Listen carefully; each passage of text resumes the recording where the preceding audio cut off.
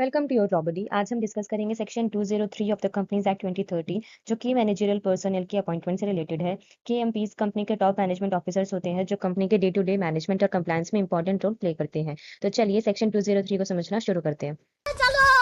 Section 1 बताता है कि प्रिस्क्राइब क्लास की हर कंपनी को फॉलोइंग होल टाइम की मैनेजरियल पर्सनल अपॉइंट करने होंगे।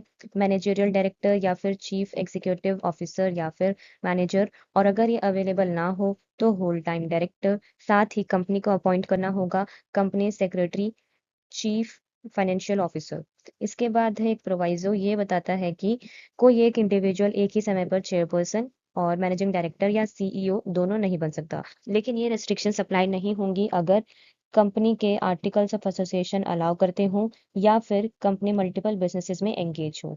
अब इसके बाद है एक और प्रोवाइजो, ये बताता है कि ये रिस्ट्रिक्शन उन कंपनीज पर भी अप्लाई नहीं होगी जो मल्टीपल बिजनेसेस में एंगेज्ड हैं और हर बिजनेस के लिए अलग सीईओ अपॉइंट किया गया है और सेंट्रल गवर्नमेंट ने उन्हें नोटिफाई किया है। सबसेक्शन 2 बताता है कि हर होल टाइम केएमपी की अपॉइंटमेंट बोर्ड रेजोल्यूशन के थ्रू होगी। इस रेजोल्यूशन में मेंशन होगा अपॉइंटमेंट की टर्म्स एंड कंडीशंस, रेम्यूनरेशंस यानी कि सैलरी, बेनिफिट्स एक्सेट्रा। केएमपी को इनफॉर्मल तरीके से अपॉइंट नहीं किया जा सकता।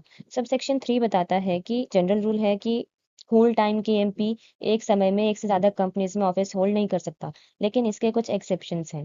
क्या है कि अपनी सब्सिडियरी कंपनी में ऑफिस होल्ड कर सकता है। अब इसके बाद है एक प्रोवाइजो, ये बताता है कि केएमपी बोर्ड की परमिशन से किसी और कंपनी में डायरेक्टर बन सकता है। अब जो सेकंड प्रोवाइजो है, ये बताता है कि अगर कंपनीज एक्ट 2013 के कमेंसमेंट के टाइम कोई केएमपी एक से ज़्यादा कंपनीज में ऑफिस होल्ड कर रहा था तो उसे 6 मंथ्स के अंदर एक कंपनी चूज करनी होगी जहां वो केएमपी के रूप में कंटिन्यू करेगा।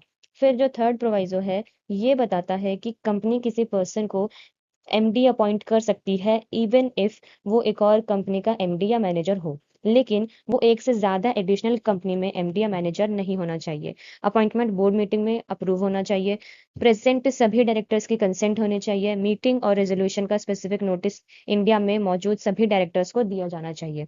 इसके बाद है सबसेक्शन 4, ये बात करता है कि अगर किसी होल टाइम की मैनेजरल पर्सनल का ऑफिस वैकेंट हो जाता है due to resignation, death, removal, retirement, तो बोर्ड को वैकेंसी की डेट से 6 मंथ्स के अंदर बोर्ड मीटिंग में रिप्लेसमेंट अपॉइंट करना होगा।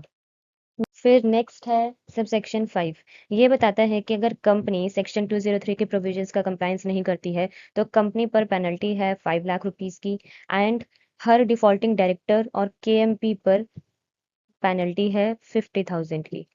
अगर डिफॉल्ट कंटिन्यू करता है तो 1000 rupees per day additional penalty है, लेकिन मैक्सिमम पेनल्टी 5 लाख से ज़्यादा नहीं होगी। ठीक है। अगर आपको ये वीडियो यूजफुल लगा हो तो वीडियो को लाइक करें, शेयर करें और चैनल को सब्सक्राइब करें। Thank you.